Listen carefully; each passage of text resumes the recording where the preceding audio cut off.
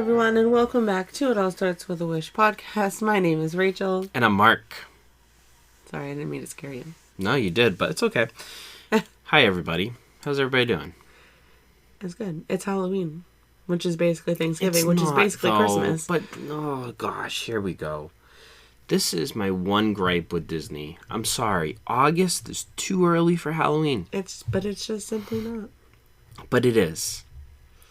I know everybody likes the pumpkins. But it's not just Disney that does that. And everybody likes starting to come out with like the pumpkin fall stuff now. No, it's too early. Grocery stores have fall stuff and pumpkin and apple stuff. It's too early. I'm you just cannot saying, it's not talk just about Disney. fall before Labor Day, and it's before Labor Day. I'll give you after Labor Day that's still technically summer, but I'll give you after Labor Day.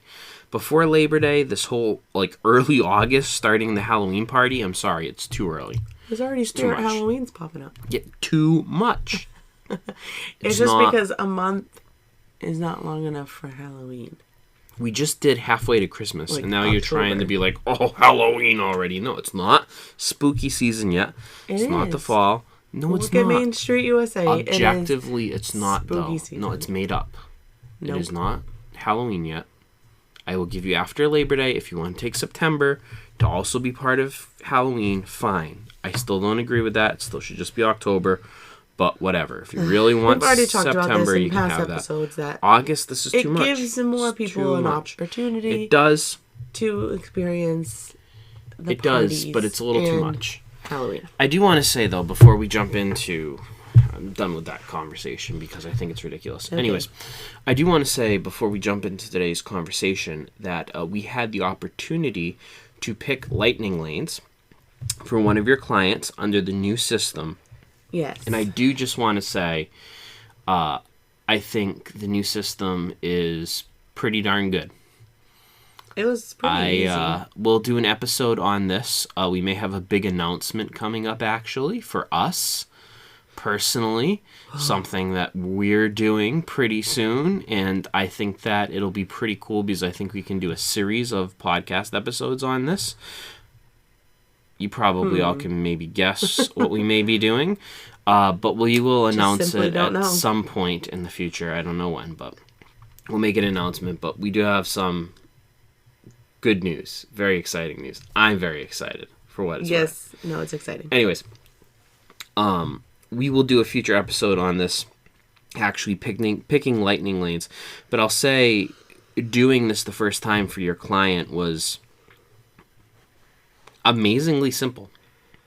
Yeah, I definitely think that we both went in more anxious about it and trying to, like, over-prepare for it, like being ready, and then we just kind of click, click, click.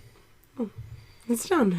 It is. It was very simple. Compared to what Genie Plus has been, and even to what the old Fast Pass used to be, the Fast Pass Plus system, I think that this system, although you don't have as much time in advance, it's only 7 days if you're staying at a Disney resort. Remember that. If you're not staying at a Disney resort, you only got 3 days. 3. So keep that in mind. Advantage to staying at a Disney resort, you got 4 extra days to get your lightning lanes in. But I was amazed at how simple and easy to use this system was, and the degree of flexibility it gives you in seeing options and picking options that you want, and maybe like altering what you already picked to get a better option for time and stuff like that. Like, there is a lot more opportunity there, and we'll do something on this. I have to think creatively about how we're going to do an episode to explain all of this when it's a podcast and you can't see, like, the computer screen and what we're doing. So I'll have to think a little creatively about how to do that. But I do think that it's much more user-friendly now. And I was pleasantly surprised. And I think that this new system is going to work really well. And I do love the fact that after you use your first lightning lane, not like the old Fast Pass system where you have to use all 3 Fast Passes before you can pick a new one. Mm-hmm. This one, once you use that first one, you can pick another one. So that's an amazing advantage, and I think will give you the best bang for your buck. Yeah. Still don't think you need it for every park. Still don't think, Yeah, I feel like there are still some loopholes and some things to work out as far as it, just because it's not the free option for the fast passes like they were in the past. I don't think, like you said, you need it for every park every morning, or every day. I think picking and choosing is kind of nice that you can do that. Like before, when you did any kind of Lightning Lanes of Genie Plus, it was for your whole trip, and you couldn't just pick a day. Like it was just like that's it. And then they, evolved, and then it was okay. Now you can just pick a day or multiple parks or one park or whatever. So I feel like we're getting there. I think as the more feedback I think Disney gets from likes and dislikes, I feel like they're at least listening. Because I mean, this is a lot better than it was before. I'll say the one thing that was difficult for me, the one word of caution, that make sure when you select your lightning lanes, you select them for your entire party. One of the first steps that you're going to get is select your party that you want to select these lightning lanes for. And if you do not remember to click everybody in your party who's getting those lightning lanes, I made the mistake of just clicking one of the people and not both of them, and it was a major pain in the butt to try to get them both the lightning, because they had to be two separate purchases. Yeah. Because they only purchased it for the one person and not for both of them, which means I had to go back and purchase it for the second one. But then once I did that, I couldn't select lightning lanes for both of them. I had to select the lightning lanes separately for each of them, so I had to try to get overlapping times, and it was not a good thing. So do not make that mistake. Yeah, but at least you know that there is a way around it. It might be a little bit of a pain to kind of navigate it, but don't panic if that does happen or you miss one person. You can get close enough, or at least a 5-minute overlap on times for that too. Definitely. I think that is a good segue, though, not that part, but the part that we were talking about before, to today's topic of how to save money for a Disney vacation. Well, yeah, especially because you have to pay for lightning lanes. You do, and you're planning ahead, and I think that my first tip to you is you do not have to have lightning lanes every single day that you go there. I think that there are certain parks or certain ways of doing certain parks where it is not necessary to buy the lightning lane for every single day. Animal Kingdom, honestly, I really don't think most days at Animal Kingdom you need to buy the lightning lane. Disney tells you this outright. The cheapest lightning lane option is Animal Kingdom. Yeah. To purchase the multi-pass, the cheapest option is for the Animal Kingdom park by itself. Disney is telling you that it's not the best value, and that's why it's cheaper than all the other parks. Yeah, I definitely think, to clarify, we're saying we wouldn't buy the lightning lane multi-pass for Animal Kingdom. I do think you could do a single pass for Avatar Flight of Passage. You could. You could. I'm just saying you also could, I don't think have but to. It's if not you walk necessary. into Flight of Passage as the park is closing, at closing time, and we did this our last trip quite well. You walk into the park at closing time, and you will not wait that long, and you're not wasting that much time if you go in like a minute or two or even 5 minutes before closing time. You just got to get in that queue right before it closes. Don't stand in it during the middle of the day, but the last thing that you should do, you walk into that queue. I don't think you need to buy that even. No, I know, but I don't think a lot of people want to wait until 5 minutes before the park closes if they're park hopping or doing like other things. But it's just not necessary. It's not one that would be like, you have to, if you want to get on this ride, you kind of have to buy and go it. back and listen to our rope dropping Magic Kingdom episode. I think that episode is a great episode to prove to you that in the first 2 or 3 hours at Magic Kingdom, you can bang out 6 to 7 rides at Magic Kingdom first thing in the morning. Yeah. No, you can. Our Animal Kingdom one too. If you go to Magic Kingdom first thing in the morning and you do what we tell you to do for rope dropping Magic Kingdom, I think that then you can bounce around and go to another park, and you don't have to buy the lightning lane that day. So I think depending on how you're planning your days, certain days I will not deny that I think the lightning lane's a great asset. But if you're trying to save some money and you don't just want to spend however much money, it adds up fast. If you have a family of 4 and you're paying $25 per person for Lightning Lane a day, that's $100 per day. That adds up fast. And that's not counting taxes.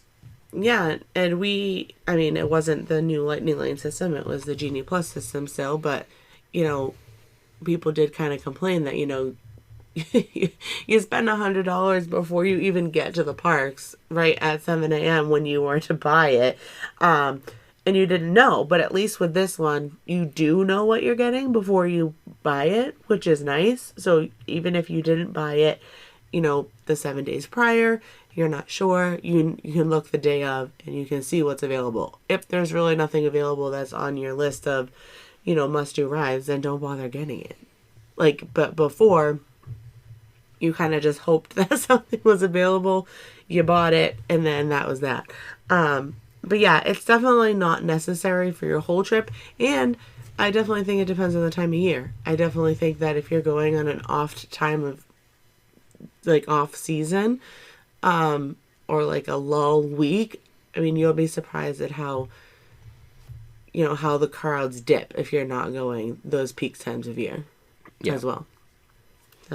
So first tip, do not feel the need to purchase a Lightning Lane every single day that you go to the parks. I think that there's value to certain days at certain parks and certain single pass rides, things like Tron or Guardians of the Galaxy, but even those are still virtual queues. And the virtual queues, although I don't know that they're the best thing ever, they're not that bad. They're not bad because, you're still technically waiting. You're just not waiting in line so you can do other things. I mean, I think that's right, the and you best. may wait 30 minutes in line once you get your call back, but that's really not that bad 30 minutes isn't in the that scheme bad. of things. No. So I don't even know that you need to buy those, but I think that there's more value for, buying Guardians of the Galaxy single-use ride. So I think it's... Well, those are rides that, know there your are definitely going to priorities. be longer waits at all times of the day and night. It's just... Know your priorities, know which ones you really want to do and when. Great advantage to buying the single use with something for Guardians is you can literally pick the time window in which you come back. So you can plan out your day really easily that way. But I do think, listen to some of our episodes where we give you tips and tricks about how to best use park time. Yeah. And I don't think that you need to buy it every day if you're looking to save some extra money. I do have a joke. I didn't do this last time because I was so excited with the D23 I know, you were excited. Announcements. But this one is related to money. I think it's kind of applicable, right? Yeah. Is it going to make me laugh? Why do you stand on one leg while you get money out of the ATM? I don't know. I'm checking my balance.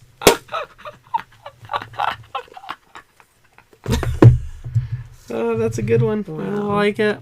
And you're probably going to check your balance before and after a Disney trip. Oh, yeah, you are. So what are some other ways that we can save money or cut back a little bit if you're concerned that a Disney trip is too expensive? Don't feel pressured. I mean, this is kind of a 2-in-1. Are you ready? Don't feel pressured to get the dining plan. It might not be worth it for you. Because there are ways around this, and that is eating kids' meals and snacking instead of doing actual meals. Sure. Now, I say don't be pressured to do the dining plan. And it's not because the dining plan is a bad thing. I just think that people get it because it's new and everyone's talking about it. And they're like, oh yeah, it's so easy. You must be saving money because it's a dining plan and you're paying for it all ahead of time. Not necessarily. So don't look at it as a money saver. Look at it as a time saver, almost. And, I was going to say convenience. Yeah, perhaps. well, convenience and, you can maybe go to more restaurants and stuff that are more expensive. Maybe. Not really sure. I'm not a really big fan of the dining plan. We'll do, and someone called us on this, and rightfully so, because we say we're going to do episodes, and then we don't always remember to do them. We will do, within the next few weeks, a Beat the Disney Dining Plan episode, where we'll take a breakdown of a single day, see how much it costs you in a single day for, let's say, a family of 4, and we'll break down what you would have to buy in order to not cheat the system, but get the most bang for your buck. Well, yeah, you want to spend. You ultimately want to. But I will give you a spoiler alert here, and you have to buy like the most expensive things on the menu and get the most expensive snacks on the menus in order to really get the value for it. You can eat much cheaper. Oh, you could eat much cheaper. Much cheaper. I feel like when people, that's why I was saying, like, I think when people see dining plan, they think like payment plan. You know what I mean? And then they think, oh, like it must be cheaper. I don't know. Maybe it's like the wording. It's not. So with that being said, one way to eat cheaper, that I said before, was eating off the kids menu. Disney has never asked me whether there was a child in my party or not when ordering food. A lot of the mobile ordering things, they're not going to be like, you don't have a child with you. And even at restaurants, you know, Mark's mom also doesn't eat many of the big plates. And she sometimes orders off the kids menu. So they're very, you know, they don't like doing it, I don't think, but they're very like accepting of the fact that, you know, there are some people who don't want to eat that much, or like want to eat a little bit, or don't like something on the menu, so then they get the kids menu. But these are meals. Don't think kids menu, don't think small. Like, they are shareable. Oh yeah, sometimes the kids meals, I don't know if you can split most of the kids meals, but you do get a lot. If you were like snacking and you didn't both, if you were going with just like a couple and you both didn't want like a huge meal, I feel like you could get a kids meal. But I think it's more the value is that it's not just like for like a kid's portion. Like, you get decent portions, and you oftentimes get and a dessert. You get a drink, you get multiple sides sometimes. Sometimes you get a dessert with it. So a lot of times they'll give you like the mandarin oranges or cookie, grapes, or whatever else in addition to a side, plus a dessert with it, plus a milk or an orange juice, or even sometimes maybe even like a soft drink like a lemonade or something like that. So I think that's the value in purchasing a kid's meal, is you're paying much less than an adult meal, and you're still getting a lot of food for it. I would say with adult portions, though, don't be afraid to share. Oh, yeah, even the adult portions. That's a lot more of them where are pretty I see big. the splitting coming in, is you can go to a restaurant and don't feel the need to order a plate for yourself.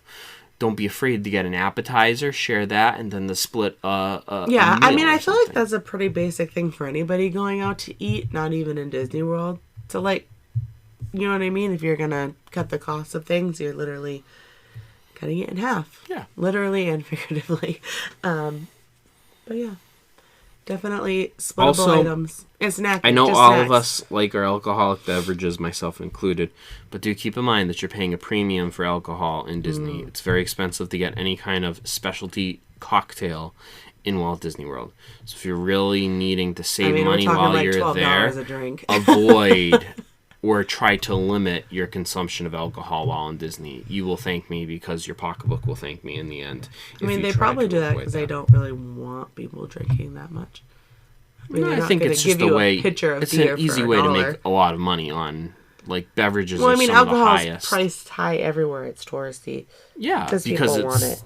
People want it on vacation, and it's an easy way for them to make a lot of money. Oh, I was going to just say something else, and now I forgot. Well, whatever. It will come back to me. That's too bad. While you're planning, though, I think another good way to save up some money in preparation for going on a Disney trip is to...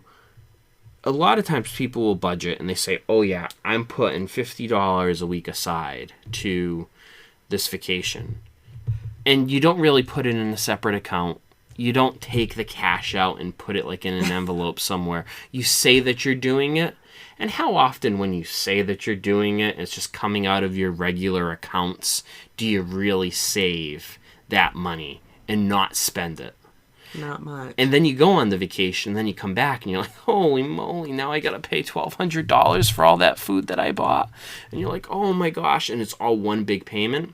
I think an easy way to help budget for a trip is buy Disney gift cards. Yeah, it's one of the number one things that, you know, I tell my clients that if they're, planning it to book out ahead really far. Like I had someone reach out that was looking at 2026, and we don't have those dates yet to, even put down that first deposit yet. That will come out later this fall for 2026. And I said, in the meantime, though, because she wanted to book so far in advance, because she wanted more time to make payments towards it. I said, well, just because you don't have a reservation doesn't mean you don't have to, quote, air quotes, make payments for it.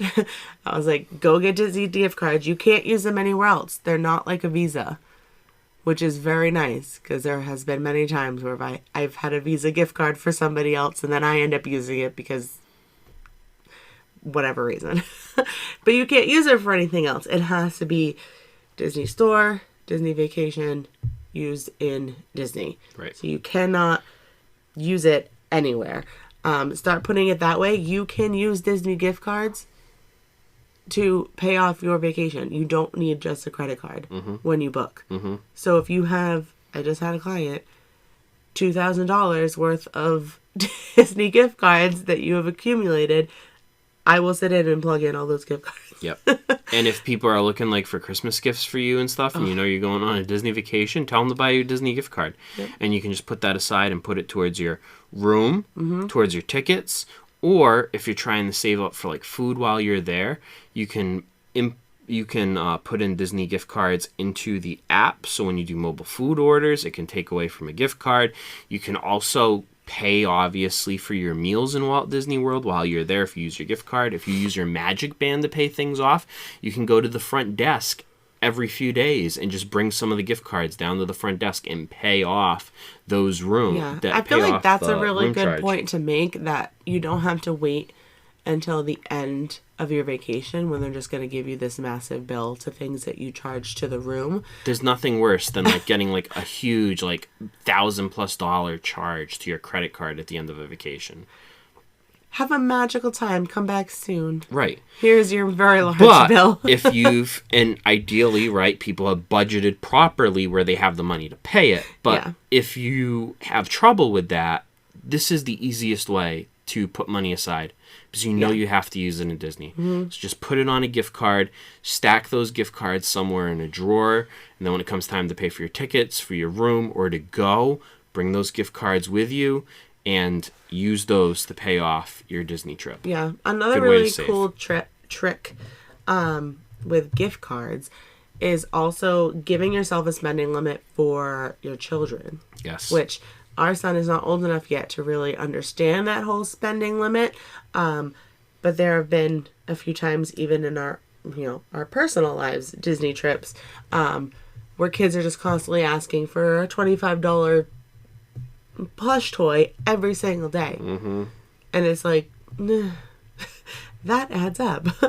You go for 5 days, that's just $200 on stuffed animals. Right. That's crazy, especially because a lot of those things, if you get on the Disney Store or you come back home and get it, are much cheaper. They're more expensive in the park. But if you give them whatever allotment of money that you're going to say you can only spend this amount of money, it gives them a nice little budgeting lesson. But then it also helps you to know that, like, no, once this gift card is up, then you don't.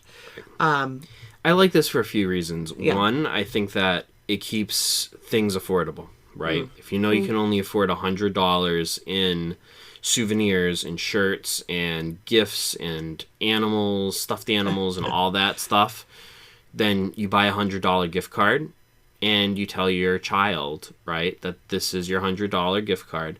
This is for you to buy whatever you want within reason. You set the parameters, obviously. You're the parents, but to buy whatever kind of souvenir you want while you're here. You can buy as many as you want with this, but this is the money that you have. You have $100. Yeah. So once it's gone, once you're done, you can spend it all on the first day. You can wait till the last day, but this is what you get for the next 7 days while we're here. I think that that's also valuable, not just for helping you as the parent with your budgeting also purposes. Just me, I need that. But it's a good lesson too, I think, for your kids, right? You're teaching them lessons about living within their means, living within a budget, how to utilize a budget when you get this. And this is valuable stuff for life in general, for work, right? Everybody's and also just deciding what is just like extra fluff. Like, do you really want that, or you just want it because, like, you see it, you want it, and then you're not even going to play with it ever again? Well, you're going to have to make a decision Exactly, that if making that's those what you really decisions. want, then that's what you want. But you have only X amount of money to spend, and that's how everybody lives every day of their life, unless you're super rich, and then I don't understand that lifestyle. But everybody else has to have the budget and has to spend within that budget, and sometimes that means making tough choices and decisions, but that's a valuable lesson for a young child. Yeah. I also think even as adults, waiting, especially if you have a park hopper or you can get it towards the end of your trip. If you're only going to that park one time, then you do have to just kind of make that decision if it's only available in that park. But the cast members in the stores can tell you if it's available other places, that same thing. True. So waiting to make a decision on something to make sure you don't find something better or that you like more than a specific item, definitely just waiting closer to the end of your trip so you can be like, no, I actually really do want that, let's go back and get it. It can be really tempting to just get it. That's my problem. You don't say. Just scan the magic band. It's just like tapping the phone, It doesn't feel like anything. It's fine. Just but tap that's your wrist, why maybe even do this to your wives too, I'm considering this for my wife. Anyways. You have $100, that's it. Gift card, your kid, I think that it's a good lesson for them in budgeting and also valuable for you for keeping everything under budget. Yeah. That doesn't mean that you can't be a little soft sometimes. Maybe you buy a kid a little something extra just in case if you have the money. But those boundaries have been set from the start, which I think is important, right? It can get out of control real fast if you're buying something at every store that you walk into in Disney. Piggybacking on the idea of a gift card, I do want to, and believe me, Disney Visa gives me nothing. They are not a sponsor of this. I wish they would be. But I will advocate for the Disney Visa card. We have Disney Visa cards. I would think if you go to Disney a lot, if you definitely go to Disney a lot, you can use it more often than other people, I guess. It's a points rewards card like any other points rewards card. People have these for airlines, cruises, all that kind of stuff. Same basic thing. For every dollar that you spend, you get a certain amount back in rewards points. It's not a great return, frankly, on the Disney Visa card. It's like a penny for every dollar that you spend. There are better deals out there. But what I will say is that this card has paid in the past for our park tickets, for food while we're there, and for other things. So we do get a good deal of value out of it. And it hasn't been that long since our last trip when we used this. We already have like $500 built up. Yeah. So that is a good payment. I also have to say that we use that card for everything. Some people don't use credit cards for literally everything. But we use it for gas, groceries, spending. We just use that card. So other people have like a dual thing that they do too. If they have an airline card and a Disney Visa card, you can kind of use both, flip-flopping off of each other, and then you can kind of get a good deal. Also, if you're a Disney cards holder, I was going to say rewards member, but same thing. If you have a Disney Visa, you could, if they are running it, get certain promotions on rooms and tickets. So that's another incentive there if you do have a Disney Visa. Absolutely, because these do happen, and one of them just did happen, where if you have a Disney Visa card, you get a package deal, and it's usually a pretty good deal.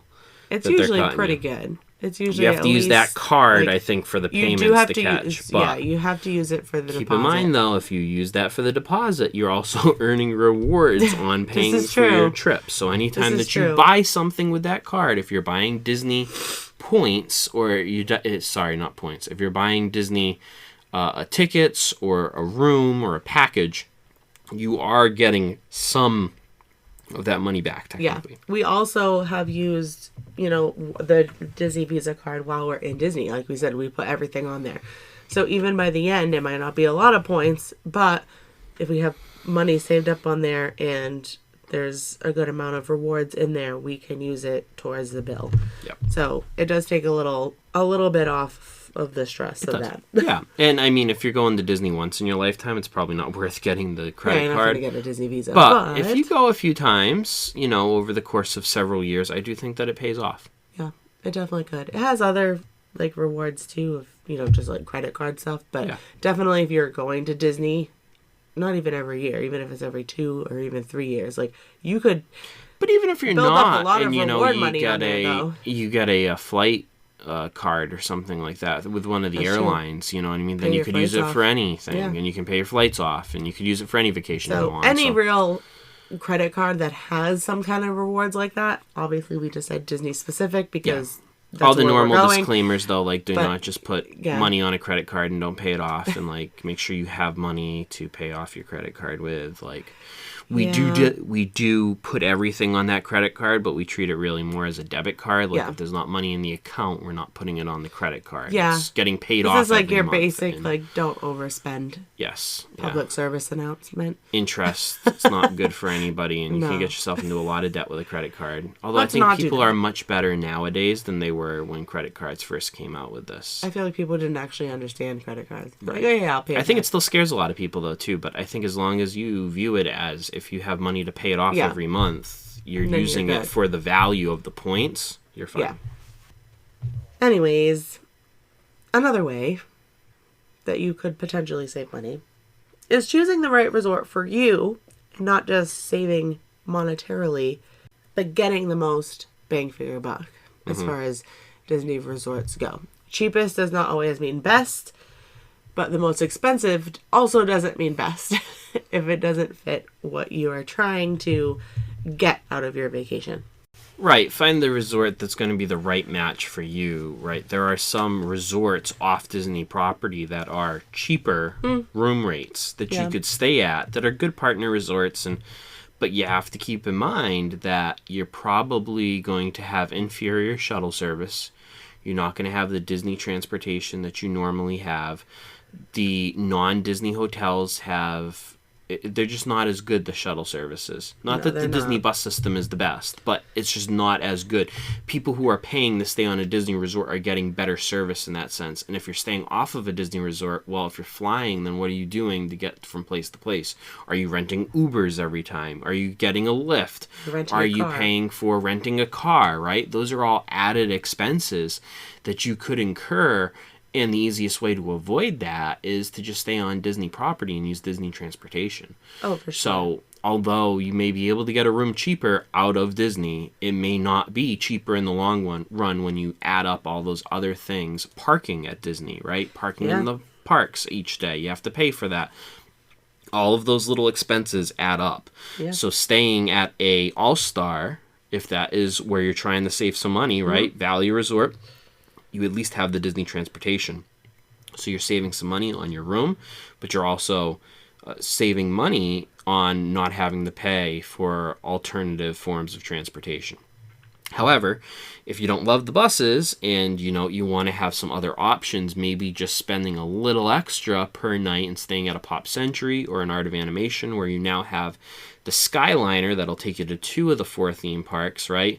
Maybe that will be better maybe that will better serve your family. Yeah, because I don't know about you, but I guess it's just even in my job of sales, basically, it really is true though, my statement earlier of just because it's the cheapest doesn't mean it's the best. This is a personal statement now, but I'd rather pay a little more if it means I'm going to get exactly what I'm looking for. So if you are not okay with the transportation for a bus everywhere and you'd really rather do something else, then if you want to pay a little more, not really much, I mean, we're talking maybe $50 more a night, stay at Pop Century than an All-Star, you'll be a lot happier. And I feel like you'll get more out of it because you don't feel like you're stuck on a bus the whole time. Same thing jumping into the moderate category, same thing jumping into the deluxe category. If you can do that and you're thinking about jumping over, weigh the pros and cons, because just because you're at a deluxe doesn't mean there's not going to be cons. And I feel like a lot of people don't think about that. They're just like, well, it's really expensive, so it must be like the best. It could be. It's going to be really nice for sure. But if you have a little one and you're going to be at Magic Kingdom all the time, I'm not going to tell you to stay at the Riviera. I wouldn't recommend that because that's not the closest to Magic Kingdom. So pricing that out for you, don't go into debt over Disney. There are a lot of options from value, moderate, and deluxe. And if you know that you hear this all the time when your clients just said this, we're park all day people. Yeah. We're only sleeping in the room. I get that a lot. Stay at an All-Star. Doesn't matter. Like, yeah. it If you're really really just doesn't sleeping matter. somewhere, then really it doesn't matter. Then, I mean, and Save the money. well, I'm not putting down the All-Stars either. They're still great, and I love visiting them, and I would stay at them even now if you know, like, I would.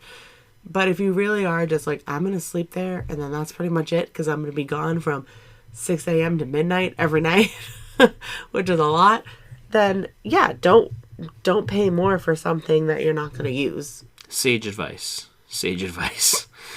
Don't do it. When planning your Disney trip itself, too, and booking your resort, I think another good way to save money is to plan for off seasons if you can. Some people are bound by school, and you don't want to take your kids out of school, and all these things, and these are all important things, and I get that, and we're going to have to face that, certainly, when our son gets older and is in school. Like, what do you do? But if you can plan your trip for a time that is an off time, you can save a lot of money, and not just in Disney resorts, because they will be cheaper in those off seasons, but tickets sometimes will be cheaper, flights will be cheaper. So try to, if you can, go for those off seasons, late in August. Now, you are dealing with, as people can turn on the news and see, hurricane season. You never can anticipate hurricane season in Florida. That's just the reality of it. That's why not many people go, though, in late August, is because you are in prime hurricane season. Yeah. September, a lot of kids are back in school. North and South, almost all kids are back in school, so it's tough for people to get time off from work, and it is prime hurricane season, so people tend to avoid it. But if you go during those seasons, you can get a lot cheaper prices and a lot better bang for your buck on rooms and ticket prices by going then. We may announce something that's happening like in late March after spring break is over, but before April vacation for people in certain parts of the country. Vacation. And, you know, you may, let's say, be able to get plane tickets for like $150 per person. $300 both ways, which really, in the grand scheme of things, I mean, you're looking at pretty vacation affordable weeks these for days. April and February. You're looking at $300 just one way, if not more. If not more, because those are prime travel days. Everybody is traveling during that time. Summers, you know, early summer vacations, either Christmas, holidays. So if you can avoid those kind of things, do it. 100%. Definitely do it. 100%. And you will save money. You will definitely save money. Yep. Take the same vacation and just switch the dates, and you would be amazed at how much.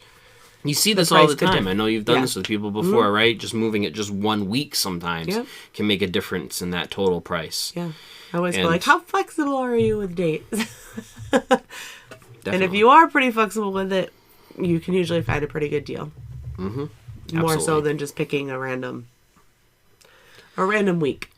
And then when you are choosing your park tickets, I think an important question to ask you is, we're a huge advocate of park hoppers. I love the park hopper. I love the park hopper. I think that is a tremendous amount of value to be able to go to any park anytime that you want. If you are really looking to save money on your trip, though, I think this is a way to cut back on the cost of park tickets pretty dramatically. Yeah, pretty dramatically. I think for a week it's about a $200 addition to each ticket for a park hopper. So... Right. So for a family of 4, that's $800 that you could save just by not doing the park hopper. Yep. So I do love the park hopper. I think if you can afford it, you should get it. But if you are looking to save some money, I don't think it's the end of the world. It's even if you go back for a break in the middle of the day, and you go back to the same park. Just go back to the same park. That's not horrible. No, it's not horrible. It's not. It's hard because once you do the park hopper, you see, like, you can come back to that park. I think it would be knowing, like, I'm never going to this park again in this vacation. Maybe you do multiple days at one park, but just to be like, oh, that's it. That was our day. And no more Animal Kingdom. That's kind of sad. But it is kind of sad. But if you want to save really some serious money, yeah, it is definitely a very good option and a way to save money. And I have to say too, if you really, really think you're gonna go to a water park, then you can do the Park Hopper Plus option. But if you just think we might go to one, don't do it. If you have a might or you doubt at any point that you're gonna go to a water park, don't upgrade to that option. But if you know for like at least maybe 2 days you're going to the water park, I think that's how you get the most out of that ticket, is going like twice. Mm-hmm. But if you are not going and you're only maybe going to one time, it's not worth it. Just do the Park Hopper. Definitely. Personally. Or don't. You or can do don't. That. Just do the base ticket. The last thing I want to bring up is a good way to save money. And of course, there's more than this, right? This is just some of our ideas of how you can save money on a Disney trip. But order food through like Garden Grocer or one of those other services. Amazon, you can also do this. Even if you're just ordering water, not buying water bottles or taking the free cups of water, $5 water bottles that they have in Walt Disney World, that adds up. If you're buying multiple water bottles in a park every single day, you could easily spend upwards of $50+ just on water every single day. A family of 4, if it's $5, that's already $20. Yeah. And then you do that a meal. And in the summer heat in Florida, you're not gonna. Yeah, you're just constantly putting down water. If you buy a case of water, right, through one of those services and you get it delivered, in the long run, buying that through like a Garden Grocer or Amazon, you are going to save a lot of money on water. Or taking just the free cups of water that they hand out. But if you really don't want Florida swamp water, don't take. But you should never pay for water. But no, you should never have to pay for water in Walt Disney World. And if you do that little step, or even if you don't care about breakfasts and stuff like that, and you want to order, let's say, cereals for the room, or muffins for the room, or something like that. Or even lunches. Most of them have mini fridge. You can do deli meats. You can literally get anything on these sites that you have. If you do have a suite that has a stove and stuff, all the power to you to make some mac and cheese, make whatever you want to do. But if you just have a normal room, you'll just have the mini fridge. So it's going to have to be stuff that you can make pretty quickly, no real microwave, so think about that first. But cold stuff, sandwiches, chips, all that kind of stuff you can bring to the park. You can bring food into the park. You can't bring big coolers, but you could pack little sandwiches, or what are they called, like the Uncrustables, those things. They'll melt by the time you eat them. But there are ways that you don't really necessarily need to eat the food in Walt Disney World. Right. Or not spend a lot of money on it. Yeah. There's ways to get things for a lot cheaper and a lot more efficient. Water is just the big thing that pops into my mouth, but my mouth. You're drinking the water. I'm drinking the water. Water is the big thing that comes to mind, but to Rachel's point, a lot of other things that you can purchase through a Garden Grocer or an Amazon, and will save you a lot of money in the long run on food. Mm-hmm. Great. Anything else?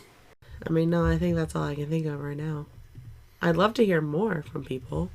If you have any other ideas, sure, let us know. Yeah, share it with us. Send us an email. It starts with awish.podcast@gmail.com. Reach out to us through our social media channels. But yeah, let us know if you have any good ideas that could help folks too. Again, this is not an exhaustive list. This is just some ideas of things that you can do to save money or to better budget your money for a Disney vacation. Absolutely. Well, folks, this has been fun. As always, one of my favorite things to talk about is money and budgeting. Really? Yes, I live for it. Not really, but he has a spreadsheet. Oh, I have so many spreadsheets. Love so spreadsheets. Actually, he really does like talking about this stuff. I love a good spreadsheet. I remember. Sorry, quick story. I remember when his parents, specifically his mother, found out that she didn't even know this, that he had a budget spreadsheet for everything. And when we moved in with them, he was asking me for like receipts and like how much I spent this week and like he's asking me all these money questions. And she's like, why are you asking her all these questions? He's like, I have to update my spreadsheet.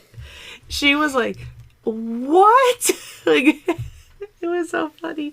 No one else is gonna find it funny, but it's funny. You had to be there, I guess. Ha ha ha ha ha. It's funny. It's Yuck cute. it Your up. little spreadsheet. If it makes you feel better, you don't worry about what the haters say. You know? You do you, boo. Any person should make sure that they know exactly what their finances are at all times.